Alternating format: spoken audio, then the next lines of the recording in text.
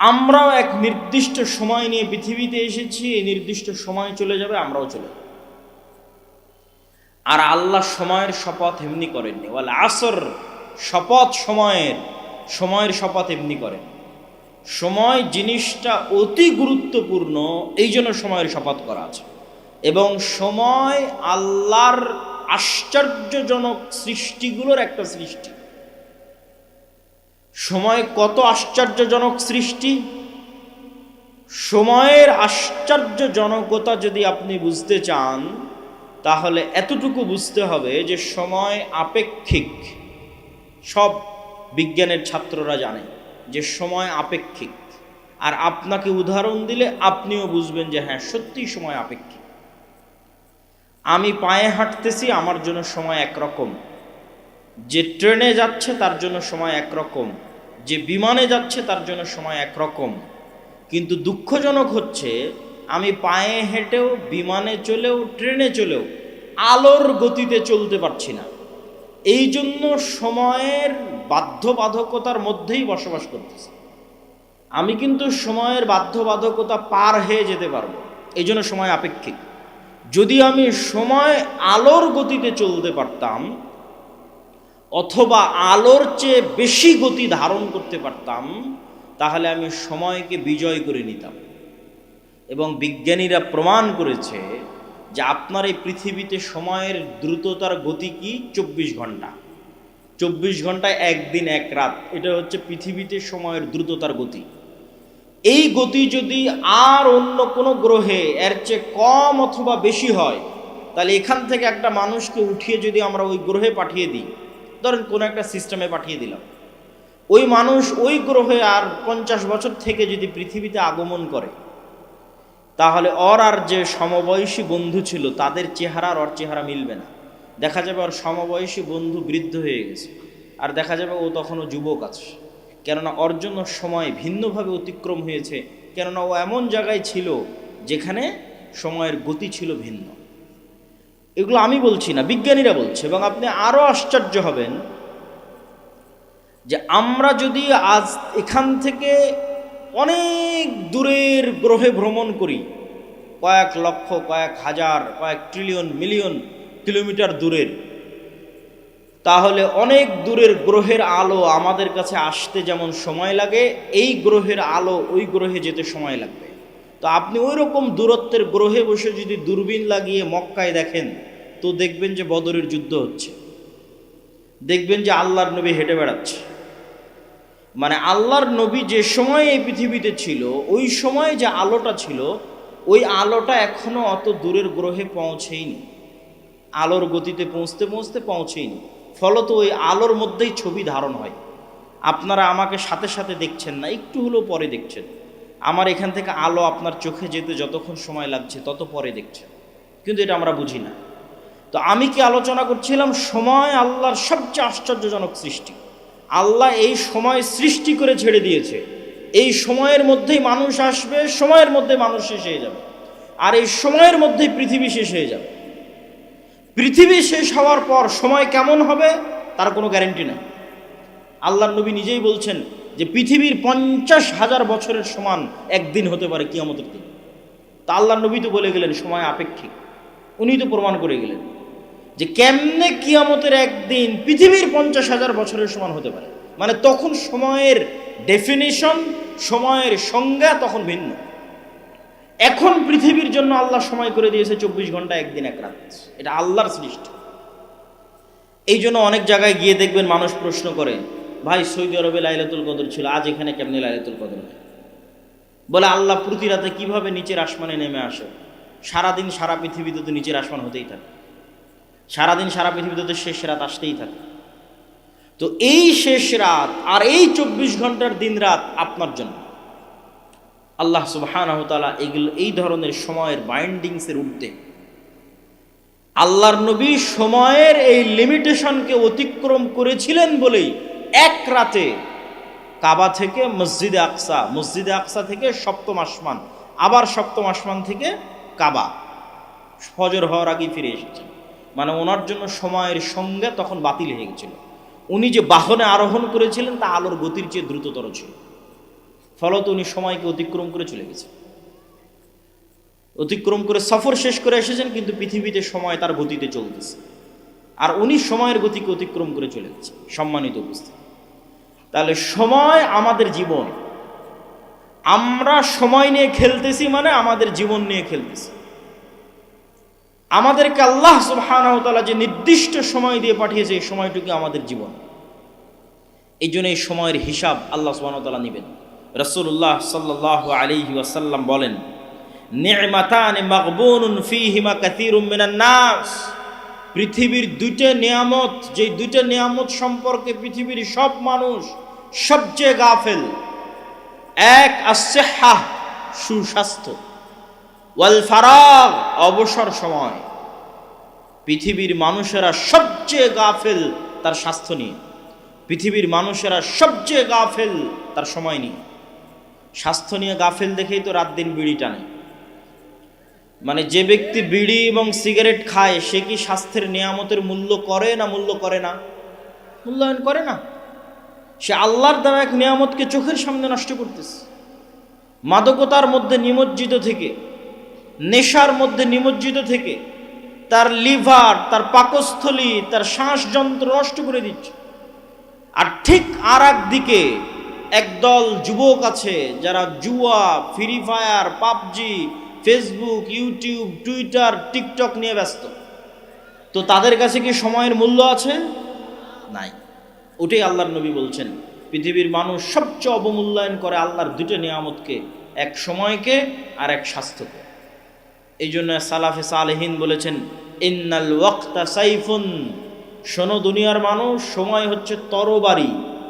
তুমি যদি এই তরবারিকে না কাটো, এই তরবারি একদিন তোমাকে কেটে দিবে। তার মানে প্রতি সেকেন্ডে সময় আপনাকে কাটতেছে।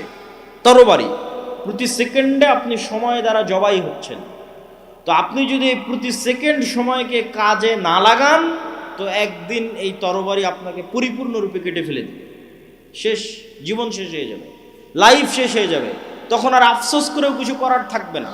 আর সে আফসোসের কথা আমি না, আল্লাহ সুবহানাহু ওয়া তাআলা কোরআন মাজিদে বলছেন, ওয়া আনফিকু মিম্মা রাযাকনাকুম মিন ক্বাবলি আন ইয়াতিয়া আহাদাকুমুল মাউত। দুনিয়ার মানুষ, তোমরা আল্লাহর রাস্তায় ব্যয় করো মৃত্যু আসার আগেই। কেন? যেই দিন মৃত্যু আসবে সেই দিন বলবে, রব্বি লাউলা আখারতানি ইলা আজালিন করিব। আল্লাহ, আর একটু যদি সময় বাড়িয়ে দিতেন, আর 1 মিনিট, 1 সেকেন্ড, 10 মিনিট যদি সময় বাড়িয়ে দিতেন, ফাআসাদদাকা ওয়া আকুম মিনাস সালিহিন, তাহলে কিছু ভালো আমল করে সৎ কর্মশীল বান্দাদের অন্তর্ভুক্ত হয়ে যেতাম। তখন আল্লাহ উত্তরে বলছেন, ওয়ালাই ইউআখিরাল্লাহু নাফসান ইযা জাআ আজালুহা। আল্লাহ তো সময় সেট করে ছেড়ে দিয়েছেন। আমি আগেই প্রমাণ করে নিয়েছি যে সময় আল্লাহর সৃষ্টি এবং ব্যতিক্রম ভয়ঙ্কর সৃষ্টি। এটা সৃষ্টি করে ছেড়ে দেওয়া হয়েছে। আর এই সময়ের মধ্যে মানুষ আসবে, মানুষ যাবে। মানুষ পৃথিবীতে বাস করে না, ওই সময়ে বাস করে। আর এই সময় মানুষের জীবনকে শেষ করে দিবে। তো আল্লাহ ওটাই বলছেন যে আমি তো সময় সৃষ্টি করে ছেড়ে দিয়েছি। যেই দিন তোমার সময় চলে আসবে যাওয়ার, সেই দিন তো আর 1 সেকেন্ডও দেরি হবে না। লা ইউআখিরাল্লাহ, আল্লাহ 1 সেকেন্ডও দেরি করবেন না যেই দিন তোমার যাওয়ার সময় চলে আসবে। সম্মানিত উপস্থিতি, তাহলে সময় আমাদের জীবনকে প্রতিদিন ধ্বংস করে দিচ্ছে, কাটতেছে, কিন্তু আমরা সৎ আমল করতেছি না। কিন্তু যেই দিন সময় ঘনিয়ে আসবে, সেই দিন আমরা আফসোস করলেও সৎ আমল করার সুযোগ থাকবে না। এই জন্য রাসূলুল্লাহ সাল্লাল্লাহু আলাইহি ওয়াসাল্লাম আরেক হাদিসে স্পষ্ট করে বলছেন, ইগতানিম খামসান ক্বাবলা খামসিন। দুনিয়ার মানুষ 5টা জিনিসের পূর্বে 5টা জিনিসকে মূল্যায়ন করো। হায়াতাকা ক্বাবলা মাউতিক। মৃত্যু আসার পূর্বেই যতদিন বেঁচে আছো, এই বেঁচে থাকাকে মূল্যায়ন করো। সিহহাতাকা ক্বাবলা সাকামিক। অসুস্থ হওয়ার আগে যতদিন সুস্থ আছো, এই সুস্থ থাকাকে মূল্যায়ন করো। ওয়া ফারাগাকা ক্বাবলা শুগলিক। ব্যস্ত হওয়ার আগে যতটুকু সময় অবসর পেয়েছো, এই অবসর সময়কে কাজে লাগাও। ও শাবাবাকা ক্বাবলা হারামিক। বৃদ্ধ হওয়ার আগে যুবক আছো, এই যুবক বয়সকে কাজে লাগাও। ও গিনাকা ক্বাবলা ফাকরিক। দরিদ্র হয়ে যাওয়ার আগে হাতে কিছু টাকা পয়সা আছে, এই টাকা পয়সা, এই সামর্থ্যকে মূল্যায়ন করো। সম্মানিত উপস্থিতি, আল্লাহ সুবহানাহু ওয়া তাআলা যে 24 ঘন্টা সময় দেন, আজকের দিনেও যে 24 ঘন্টা সময় দিয়েছেন, চারঘাটের একজন রিক্সা চালককে দিয়েছেন, চারঘাটের আজকের অনুষ্ঠানের সভাপতি, প্রধান অতিথি, প্রধান বক্তা, তাদেরকেও দিয়েছেন। আজকে কেউ 24 ঘন্টার কম সময় পেয়েছেন? কেউ পেয়েছেন 24 ঘন্টার কম সময়? এটা আল্লাহ করেন না। আল্লাহ নেয়ামত সবাইকে দিয়েছেন 24 ঘন্টা। আর এই 24 ঘন্টার মধ্যে সবচেয়ে দামি, সবচেয়ে গুরুত্বপূর্ণ সময় হচ্ছে সকাল। সবচেয়ে দামি, সবচেয়ে গুরুত্বপূর্ণ সময় কখন? রাসূলুল্লাহ সাল্লাল্লাহু আলাইহি ওয়াসাল্লাম বলেন, ইন্নাল্লাহা জাআলা লিহাদিহিল উম্মাতা আল বারাকাতা ফি বুকুরিহা। আল্লাহ আমার উম্মতের জন্য বরকত রেখেছেন সকালে। আল্লাহর নবী বলেন, আল্লাহ আমার উম্মতের জন্য বরকত রেখেছেন সকালে। আমি যুবক এবং ছাত্রদের উদ্দেশ্য করে বলতে চাই, তোমরা এখান থেকে উঠে গিয়ে গুগলে সার্চ করো, চ্যাট জিপিটিতে সার্চ করো, আজকের বিশ্বের যারা টপ লেভেলের ধনী, আজকের বর্তমান বিশ্বের যারা সবচেয়ে সাকসেসফুল মানুষ, তারাও তাদের জীবনী ঘেটে দেখো তারা কখন ঘুম থেকে উঠে। দেখবা 90%-এরও বেশি সফল মানুষ সকালে ঘুম থেকে উঠে। আর আমাদের মুসলমানেরা, বিশেষ করে যুবক এবং ছাত্ররা, ঘুম থেকে উঠতে উঠতে রাত 10টা, সকাল 10টা 11টা। কেননা ঘুমিয়েছেই তো, ফোন চালাতে চালাতে ঘুমিয়েছে কয়টায়? 2টে 3টে, অথবা জুয়া খেলতে খেলতে ঘুমিয়েছে রাত 2টে, রাত 3টে। যখন ফজরের আজান হয় তখন ঘুমাতে যায়। বলেন নাউজুবিল্লাহ। তাহলে সারা দিনের সবচেয়ে বরকতময় সময় ঘুমিয়ে কাটায়। এই জন্য ইবনুল কাইয়িম রাহিমাহুল্লাহ বলছেন, আমাদের সালাফে সালেহিন লা ইয়ানামুনা বা'দা সালাতিল ফজর, আমাদের সালাফগণ ফজরের সালাতের পর ঘুমাতেন না। ওয়ালাউ ফি শিদ্দা ও ফি সফর, যদিও সফরে থাকতেন, কষ্টের মধ্যে থাকতেন, তাও না। যদিও রাত জাগতেন, তাও না। তাহলে রাত জাগলে কি করতেন? সফরে থাকলে কি করতেন? দেখেন, উনি সমাধান দিচ্ছে। বলছে, ইয়ান্তাজিরুনা ইলা তুলুইশ শামস, যদি খুব কঠোর পরিশ্রম করে রাত জেগেছে, ঘুমাতে হবে, কিছু করার নাই। সারা রাত সফর দিয়েছে, ঘুমাতে হবে, কিছু করার নাই। তো তখনও তারা অপেক্ষা করতেন সূর্য ওঠা পর্যন্ত, কষ্ট করে হলেও সূর্য ওঠা পর্যন্ত জেগে থাকতেন। সূর্য উঠলে তারপরে ঘুমাতে যেতেন। কেননা সূর্য ওঠার আগ পর্যন্ত এই সময়ে কি অবতীর্ণ হচ্ছে? কথা বলে না যে কি অবতীর্ণ হচ্ছে? বরকত অবতীর্ণ হচ্ছে। এই জন্য সালাফে সালেহিন সূর্য উঠা না পর্যন্ত সফরে থাকলেও তারা ঘুমাতেন না। আমরা মুসলমানেরা আজকে এত পিছিয়ে, এত অবহেলিত, তার সবচেয়ে বড় কারণগুলোর একটা বড় কারণ হচ্ছে, একে তো মুসলমানদের কাছে সময়ের কোনো মূল্য নাই। পৃথিবীর সবচেয়ে বেশি সময় নষ্ট করার মতো সময় আছে মুসলমানদের কাছে, আর বাংলাদেশের বাঙালিদের কাছে তো আরও বেশি। শেখ আব্দুর রাজ্জাক বিন ইউসুফ কিন্তু এমনি বলেন না যে আপনারা ওই রাস্তাঘাটে বসে আড্ডা পিটিয়েন না, মানে যার সময়ের দাম নাই সেই রাস্তাঘাটে বসে আড্ডা পিটে। আর আমি ইংল্যান্ডে দেখেছি, ইউরোপে দেখেছি যে আড্ডা বলতে কি, বই পড়া। আপনি ট্রেনে সফর করবেন, তাও দেখবেন মানুষ বই পড়ছে। এয়ারপোর্টে, বিমানবন্দরে যাবেন, বিমানে দেখবেন তাও মানুষ বই পড়ছে। আর গোটা বাংলাদেশ ঘুরলেও আপনি কোনো মানুষের হাতে বই পাবেন না যে বাহিরে কেউ কোথাও বই নিয়ে বসে আছে। বরং সব জায়গায় চলতেছে গীবত, আড্ডা, নিন্দা। আর গণতান্ত্রিক রাজনীতি এত জঘন্য, এত নিকৃষ্ট যে মানুষকে গীবত করাই শেখায়। আর আমাদের আলেম ওলামা এবং দিনী ভাইদের জন্য আরো বড় অ্যালার্মিং, আরো বড় ভয়ঙ্কর অ্যালার্মিং, যে যারা দিনের কথা বলে, কোরআনের কথা বলে, হাদিসের অনুসারী বলে নিজেদের দাবি করে, তারাও গল্পে বসলে একটা কোরআনের আয়াত নিয়ে গল্প করে না, একটা আল্লাহর নবীর হাদিস নিয়ে গল্প করে না। এরাও গল্প করে কোন বক্তা কি বলল, কে কার বিরুদ্ধে লেগে গেল। যে সবাই সময় নষ্ট করতেছে, কেউ প্রোডাক্টিভ কিছু করতেছে না, যেই কাজ দিয়ে দেশ ও জাতির কোনো উপকার হবে এটা কেউ করতেছে না। তাহলে আপনার জাতি উন্নত হবে কি হবে, কিভাবে? সম্মানিত উপস্থিতি, ফজর এবং সকাল যে অতি গুরুত্বপূর্ণ, অতি প্রয়োজনীয়, সে সম্পর্কে পবিত্র কোরআনের কিছু আয়াত আপনাদের সামনে তুলে ধরতে চাই। যে আল্লাহ সুবহানাহু ওয়া তাআলা শুধু সকালকে লক্ষ্য করে কতগুলো আয়াত বলেছেন। ওয়াল ফজর ওয়া লায়ালিন আশর, সূরা ফাজর শুরু করছেন আল্লাহ যে শপথ সকালের, শপথ ফজরের। আল্লাহ সুবহানাহু ওয়া তাআলা আরেক জায়গায় বলেন ওয়াদ-দুহা, শপথ সকালের।